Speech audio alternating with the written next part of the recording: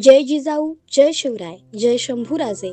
गडकिल्ले संवर्धन प्रतिष्ठान महाराष्ट्र राज्य सादर करत आहोत शिवसाम्राज्याचे दिनविशेष. 21 फेब्रुवारी इसवी सन 1658 माघ वैद्य चतुर्दशी शके 1579 संवत्सर हेमलंबी वार रविवार. आरमार बांधणीला सुरुवात. हिंदवी आरमाराचे जनक छत्रपती शिवरायांनी हिंदवी स्वराज्यातील पहिल्या आरमार बांधणीला सुरुवात केली. या आरमार बांधणीसाठी लागणारी लाकडे ही विरार वसई येथून समुद्र मार्गाने गेल्याची नोंद आहे. 21 फेब्रुवारी इसवी सन 1662 इंग्लंडच्या राजाचे रॉयल वॉरंट. शिवछत्रपतींना आरमार अत्यंत प्रतिकूल परिस्थितीत समुद्रात उतरवायचे होते. फिरंगी व वलंदेज इंग्रज किलाताब ऐशा 27 पादशहा व जमिनीवरील मोहिमा सांभाळून ही सर्व लगबग करावी लागणार होती. भारतीयांकडे आरमार बांधणीचे ज्ञान नव्हते. याकरिता आरमार बांधणी, सुरुंग लावणे इत्यादी कामांसाठी महाराजांनी काही इंग्रज व पोर्तुगीज माणसे नोकरीवर ठेवली होती. भारतीयांना हे फिरंगी सहज ज्ञान देत नसत. इंग्लंडच्या राजाने तर 21 फेब्रुवारी 1662 या तारखेचे एक रॉयल वॉरंटही काढले होते की जे इंग्रज भारतीय जहाजे चालवतात, तिथल्या रहिवाशांना जहाजे बांधण्यास व चालवण्यास शिकवतात, त्यांना ताबडतोब इंग्लंडला पाठवून द्यावे, असे रॉयल वॉरंट इंग्लंडच्या राजाने काढले होते.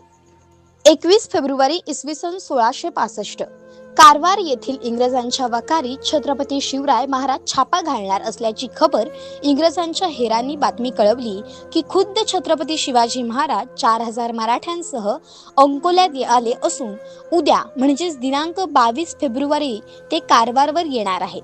त्याच रात्री सुभेदार बहलोल खानाचा एक नायब सरदार शेर खान म्हणजेच खान महम्मदचा मुलगा या खान महम्मद अफजल खानाच्या कागाळीवरून बड्या साहेबिणीने विजापूरच्या मक्का दरवाजात 10/11/1657 ला भर रस्त्यावर ठार मारले होते, कारण त्याने औरंगजेबाला वेढ्यातून सोडून दिले होते.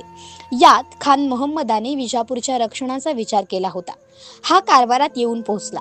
त्याच्याजवळ फौजही नव्हती. तो बहलोल खानाच्या आईला मक्केत जाण्यासाठी गलबत ठरवून देण्याकरिता कारवारला आला होता. त्याला छत्रपती शिवाजी महाराजांच्या छाप्याची खबर लागली. 21 फेब्रुवारी इसवी सन 1703 औरंगजेब विरुद्ध मराठे.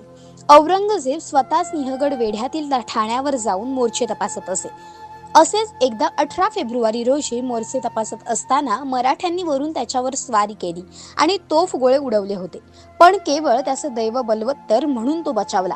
तरीही या नवीन व्यवस्थेचा काही एक परिणाम मराठी पथकांवर न होता त्यांनी घसदाणा आणण्यासाठी छावणीतून बाहेर गेलेल्या औरंगजेबाच्या पथकांवर हल्ला केल्याची नोंद 21 फेब्रुवारी 1703 च्या बातमीपत्रात मिळते.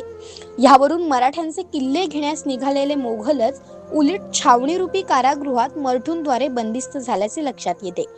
कारण रक्षणाशिवाय एकटा दुकटा जर कोणी बाहेर गेला की तोही महाराजांच्या तावडीत सापडला म्हणूनच समजा.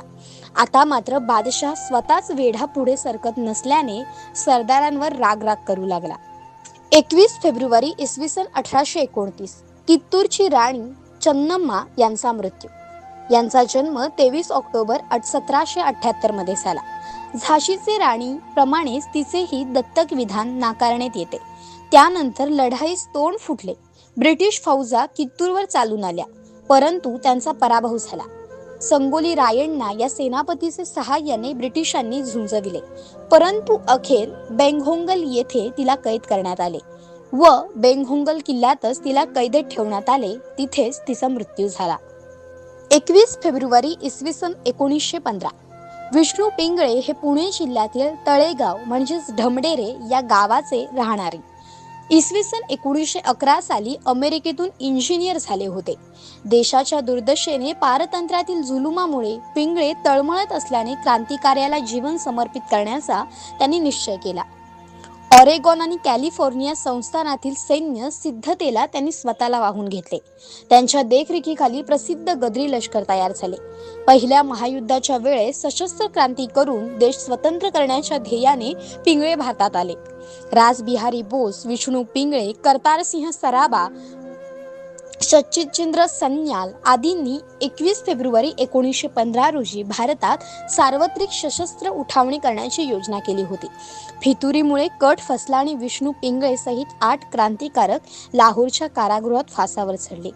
दिनांक 16/11/1915 रोजी फासावर गेलेले पुढील 8 क्रांतिकारक: विष्णू गणेश पिंगळे, सरदार बक्षीस सिंह, सरदार सुरायण सिंह, सरदार ईश्वर सिंह, करतार सिंह सराबा, सरदार जगन सिंह, सरदार बूटा सिंह आणि सरदार हरनाम सिंह.